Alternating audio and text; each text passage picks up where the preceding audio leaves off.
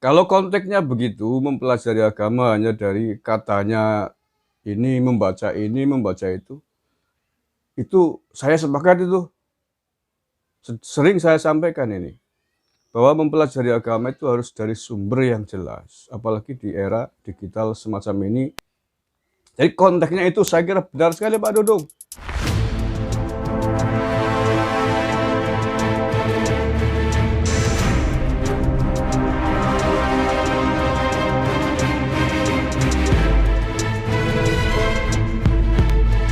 Assalamualaikum warahmatullahi wabarakatuh. Salam Nusantara, salam sejahtera untuk kita semuanya. Salam Om Swastiastu, Namo Buddhaya, salam kebajikan, Rahayu. Saudara-saudaraku, sebangsa setanah air yang saya cintai, saya banggakan. Ketemu lagi dengan saya Gusmar dari lereng Gunung Slamet di Banyumas, Jawa Tengah. Apa kabar semuanya? Saudara-saudaraku yang saya cintai, saya banggakan. Ada lagi bahan bagi kadrun kurang pegawaian, membuli, menghujat, menistakan, menyudutkan lagi Pak Jenderal Dudung Abdul Rahman, Pak Kasat kita. Belum selesai persoalan bagi mereka ya, bagi kadrun ini dipersoalkan terkait dengan Pak Dudung yang mengatakan tentang bahasa Arab dan Tuhan itu.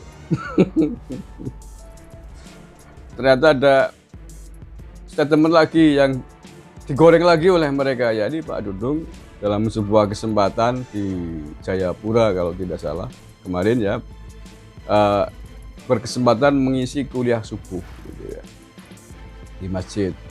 Statement yang digoreng, yang diperbincangkan rame hari ini adalah terkait dengan Pak Dudung yang infonya katanya mengatakan kepada para prajuritnya untuk tidak mempelajari agama terlalu dalam. Saya batas sedikit berita saya. Jenderal Dudung _2, jangan terlalu dalam mempelajari agama, itu judulnya hari Minggu kemarin. Kasat Jenderal Dudung Abdurrahman mengisi kuliah subuh di Masjid Nurul Amin, Jayapura. Republika, Kepala Staf Angkatan Darat Kasat Jenderal Dudung Abdurrahman menyempatkan bertausiah di Masjid Nurul Amin, Kota Jayapura, Provinsi Papua beberapa waktu yang lalu. Hal itu dilakukan Dudung di sela kunjungan kerja ke Kodam 17 Cendrawasih. Dudung didampingi Habib Hussein bin Hasim bin Toha Bagil saat mengisi tausiah tersebut. Dudung juga memberikan kuliah subuh sekaligus memberi bantuan kepada pengurus masjid. Dalam video yang diunggah akun Dispenat, Dudung menyinggung tentang implementasi rasa syukur yang sudah diciptakan oleh Allah Subhanahu wa Ta'ala kepada hambanya untuk menunaikan sholat.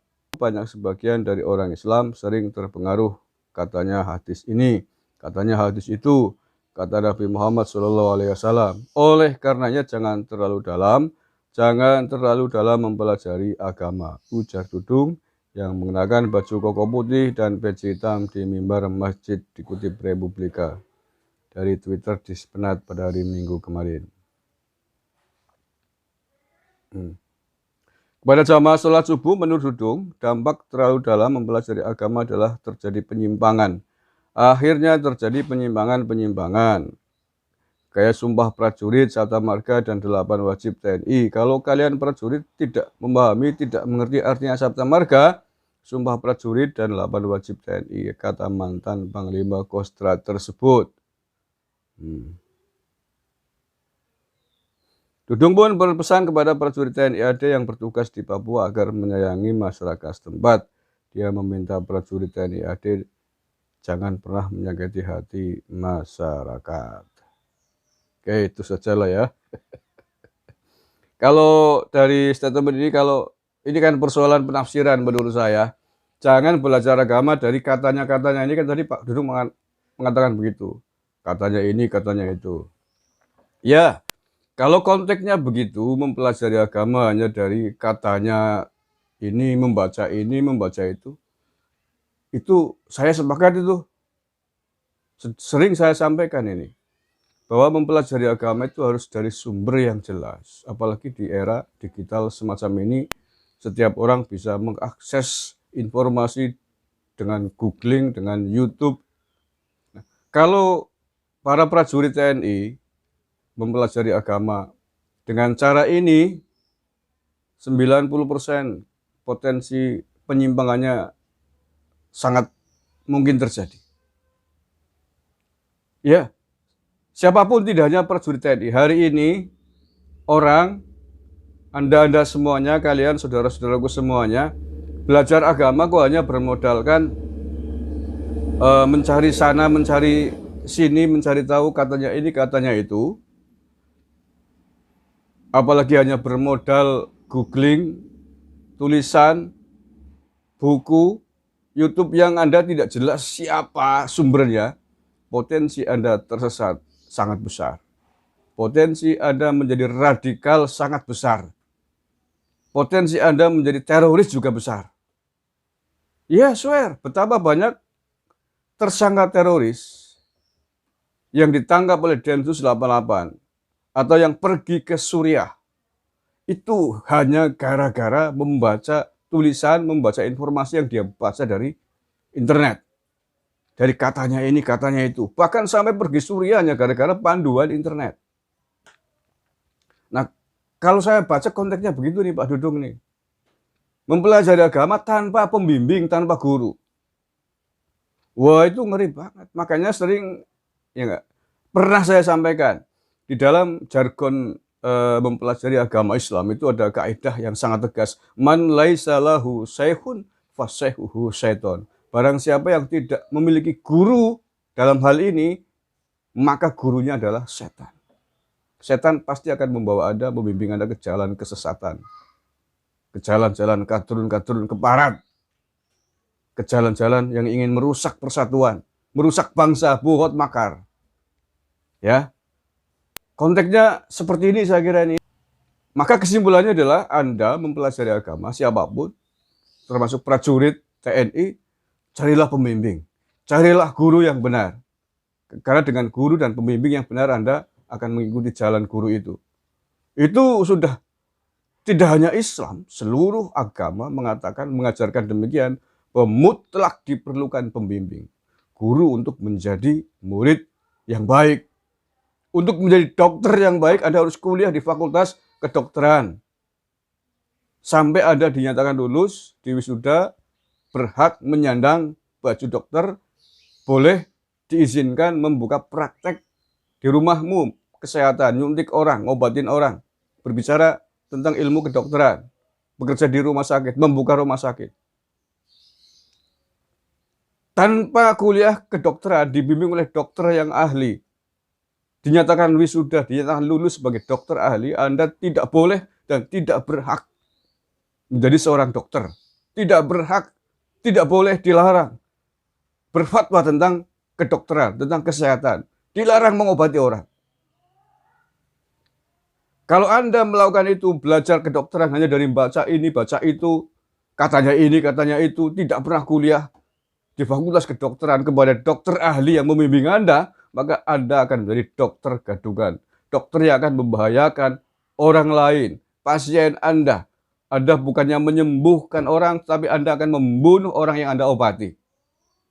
Begitu juga ketika Anda belajar agama, tanpa belajar kepada pembimbing, guru agama, syekh yang kapabel, yang betul, yang benar, yang lurus, bukan kadrun keparat, pekok, yang mengajarkan tentang syarak, syirik, kofar, kafir, maka Anda pun akan menjadi ulama abal-abal, ustadz abal-abal, gadungan, yang bukan hanya menyesatkan manusia di atas bumi ini, tetapi juga menyesatkan manusia di atas di akhirat besok. Jadi konteksnya itu saya kira benar sekali Pak Dudung. Prajurit TNI, maka Pak Dudung sudah memberikan contoh yang betul itu, membawa Habib Hussein Tuban, itu beliau Habib dan ulama, alim. Kalau ingin mengaji tentang agama sudah cukup, hadirkan Habib Hussein Tuban itu, berikan ceramah di situ. Setelah memutuskan bahwa Habib ini memang bagus, ilmunya Ahlussunnah wal Jamaah yang sesuai dengan Nusantara ini. Makanya nih, jadi berdasarkan atas pembimbing, mursyid, guru agama, syekh, kiai, dan syekh pembimbing guru kiai yang memang sesuai dengan tanah adab budaya Nusantara ini, sesuai dengan paham jumhur umat Islam secara keseluruhan, bukan ulama-ulama salafi wahabi yang mengajarkan tentang bagaimana menghajar, mengkafirkan orang lain, yang suka merusak persatuan bangsa, yang suka buhot memberontak kepada bangsa di mana mereka tinggal. Jangan belajar kepada ulama ini. Maka kalau tanpa pembimbing Anda bisa terjerumus, terjebak, terjerembab, tersesat pada kubangan-kubangan gadungan-gadungan keparat ini. Ya, itu saya kira itu konteksnya. Tidak hanya prajurit semuanya, saya sering mengingatkan ini. Saya sering membawa orang mengingatkan, jangankan kalau hanya ngaji. Saya beberapa kali ketemu orang teman, saya amati dia suka mengamalkan ilmu zikir, wiridan. Saya tanya, gurumu siapa? Belajar zikir di ijazah dari syekh siapa? Tidak ada. Hanya baca dari buku, hanya baca dari tulisan internet. Stop, saya bilang begitu. Berhenti kamu. Kalau kamu teruskan begitu, kamu bisa pol-pole kamu tidak akan menjadi ahli zikir, kamu akan menjadi dukun, saya bilang begitu. Karena apa? Menelusuri, menjalani sebagai seorang salik, mengamalkan ilmu wiridan begitu akan bersentuhan dunia-dunia mistik yang Anda tidak akan tahu. Maka caranya adalah temukan guru mursyid, belajar zikir yang benar. Karena perjalanan mengamalkan ilmu zikir, wiridan sampai berlama-lama, apalagi sampai menyepi di tempat kholwat tanpa guru pembimbing, Anda akan diselong oleh belis-belis keparat. Yang pada saatnya akan ngaku Tuhan, ngaku wali, ngaku ini, ngaku itu, menuntun Anda seolah-olah menjadi seorang penuntun yang benar, tapi padahal sedang menuntun Anda menjadi dukun. Ya, 99,9% orang mempelajari agama, mempelajari dunia spiritual, apalagi ngamalin ajaran wiridan, walaupun yang diamalkan itu adalah bacaan Al-Quran sekalipun, ayat-ayat Tuhan, asma Allah, tapi tanpa pembimbing, tanpa guru mursyid yang benar, potensi Anda disesatkan oleh makhluk jahat menjadi sangat besar. Bukan menjadi ulama, bukan menjadi syekh, tapi Anda akan menjadi dukun paranormal yang membahayakan hidup Anda dan hidup orang lain. Inilah man laisa lahu syekhun wa syekhuhu syaitan. Barang siapa tidak memiliki guru, maka gurunya adalah setan. Gitu aja dipersoalkan lagi. Ya kok masalah. Masya Allah ya Rabbani. Yang kedua, yang terakhir, prajurit. Apa sih tugasnya prajurit? Menjadi benteng negara, mengangkat senjata, membela bangsa dan negara dari rongrongan musuh. Baik musuh yang dari dalam negeri, orang-orang keparat, maupun yang dari luar negeri. Itu tugas utamanya prajurit. Kalau ingin mendalami agama yang benar ya, jadi santri mondok di pesantren, jadi guru agama kuliah di IAIN, sampai S1, S2, S3 jadi doktor agama, doktor tafsir, doktor fikih, doktor hadis, dan lain sebagainya. Itu ya, tentara tugas utamanya jadi prajurit tentara. Persoalan mengaji bimbingan agama ya kan sudah benar itu. TNI punya acara-acara khusus tentang bimbingan mental yang diadakan secara periodik rutin di sana. Itu kayak gitu kok. Allah ya Karim. Oke, itu saja yang saya sampaikan. Saya kira mudah-mudahan ada manfaatnya. Kurang lebihnya mohon maaf. Wallahul muwaffiq ila aqwamit thoriq. Assalamualaikum warahmatullahi wabarakatuh. NKRI, harga mati.